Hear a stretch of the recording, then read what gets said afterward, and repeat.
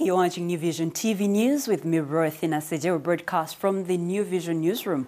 We'll take a look at the news around Uganda, news around East Africa and the world, and later in the Bulletin, we'll take a look at our daily Pearl of Africa series, and of course, a special report. We now start with the news around Uganda, where we look at stories making headlines across the country. We started from Bududa. Now, search and rescue team are in Bududa following a landslide that hit the area last night, but the rescue efforts are being hampered by the bad weather. The Minister of State for Environment, Mirigori Tichitutu, rushed from Kampala to Bududa to work with the rescue teams. This is the latest among several landslides in the mountainous district. 5 people have so far been retrieved from beneath molds and mud. In October last year, over 40 people were killed by similar mudslides in the same district. Humanitarian agencies say the 5 bodies, Mary Serena Chinobe, 73 years, Patrick Wakwemba, 4 years, Stella Ali, 7 years, Mary Kimono, 13 years, and another of unidentified body have been recovered today in the 4 worst hit areas in the sub-county. Triggered by rains and mud from the slopes of Mountain Elgo barreled through villages, blanketing several homes and crop fields. A statement from the Office of the Prime Minister confirmed destruction of property and missing persons. Moving on to Arua district, Burkitt's lymphoma, a fast-growing cancer that mainly attacks children, has made a 17-year-old girl drop out of school. Harriet Mayukia has suffered from a swollen lower chin for the last 3 years. Mayukia, a resident of Vura sub-county, is among the patients who turned up for a free cancer screening and treatment that started on Tuesday. She has undergone 2 surgeries in the last 2 years, but the pain has not reduced. As children returned for second term in school for studies, Mayukia, a senior 3 student of Akoko Modern Secondary School, dropped out of school due to the complication. The disease manifests itself through a swollen face, loose teeth, swollen eyes, swollen abdomen, swollen testicles, and all that comes with pain. We move into Buyangu district. Now, elders have launched a campaign for MUSEVENI's presidential bid come 2021. The elders, led by John Musinguzi and Albert Kaliruga, said on Monday that this was the time to give back to President Museveni for the good deeds.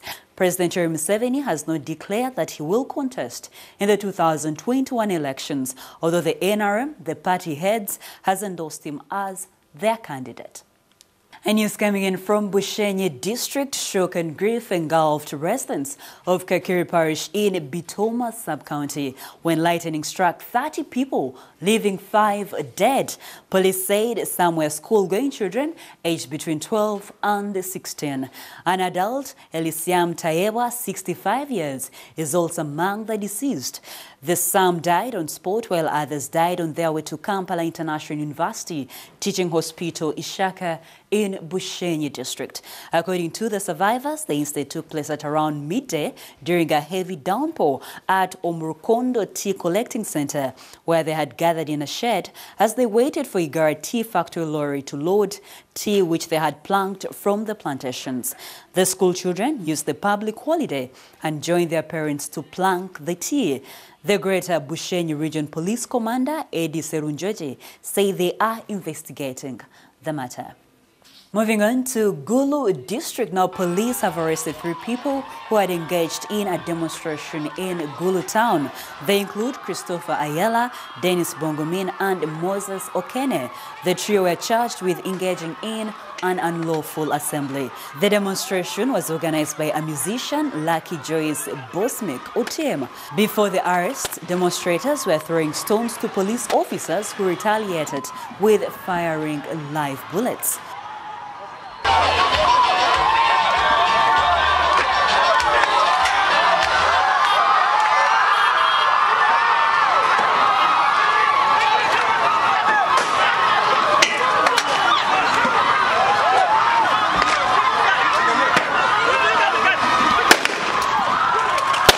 Bosmic is reported to have escaped arrest.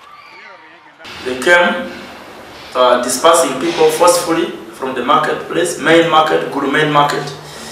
They came to force people out, saying that we did not seek for permission from them, so we are not supposed to be there. But we told them it was not a rally, so their coming was not necessary. So they started the beating. Let's close the news around Uganda from Lira district. Muslim leaders in Lango sub-region have called for peace and coexistence to achieve development in the country. The regional Qadi of Northern Region, Hussein Abdul Aziz, urged fellow Muslims to work with others to develop Uganda. He also urged them to be merciful. This is only please the God and please these native people. So people should also understand that all people are not bad. There's some people also good who feel the heart are poor. And that's how Pakistan Association is always doing. The regional leader called on Muslims to avoid criminal acts. He said the northern region believes in peace, unity and development.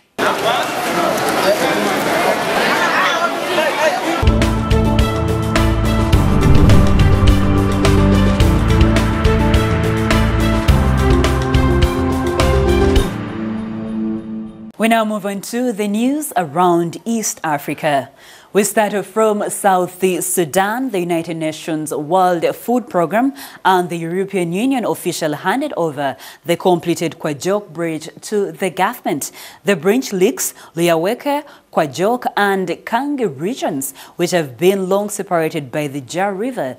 It is expected to improve transport and trade. South Sudan, bedeviled by conflict before and after session, faces a big infrastructure problem with several parts of the country inaccessible.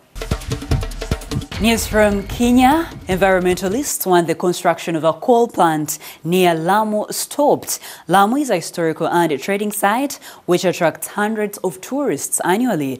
It is a UNESCO World Heritage Site. Kenyans today marked the World Environment Day with an equivocal stand against the coal project, demanding its cancellation. They warned that going on with it would have diverse effects on the environment, increasing greenhouse gases and undermining the country's green goals.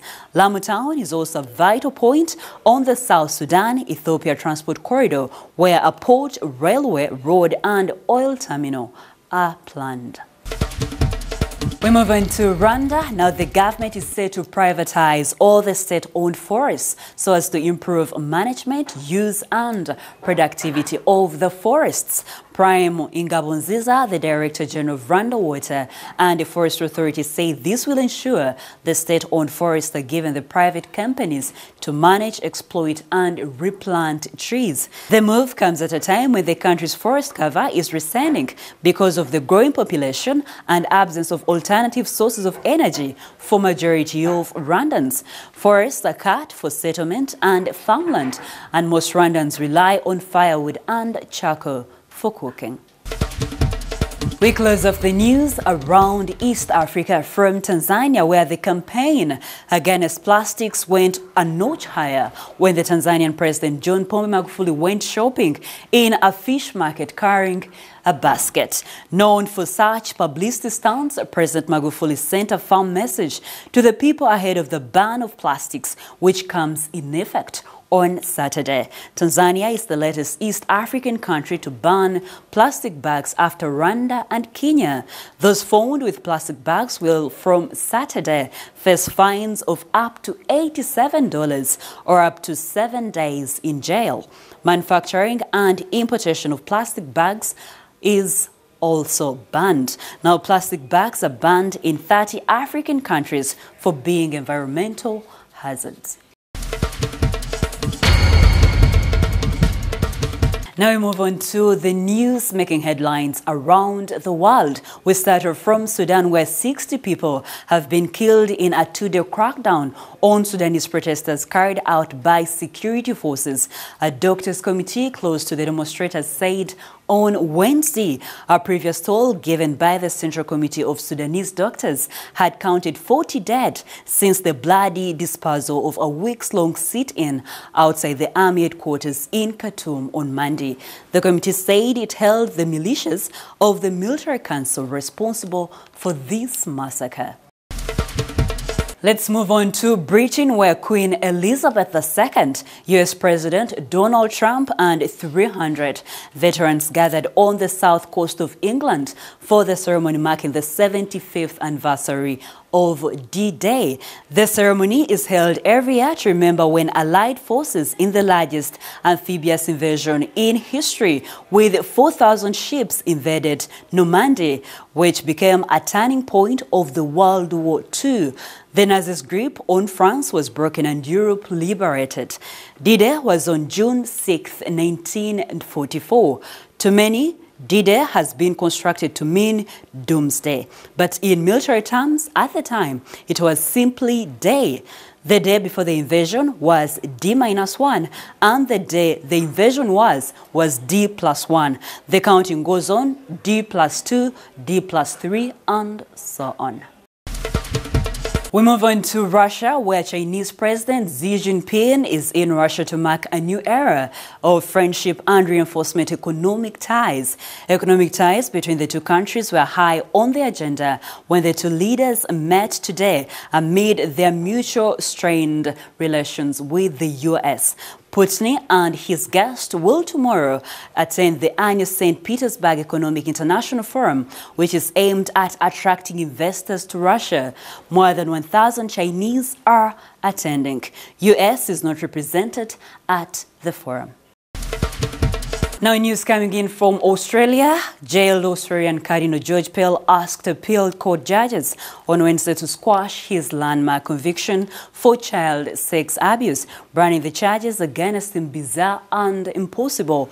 Pell, 77 years, is battling guilty verdicts handed down against him in December on 5 counts of sexually assaulting 2 choir boys in Melbourne's St. Patrick's Cathedral in 1996 and 1997.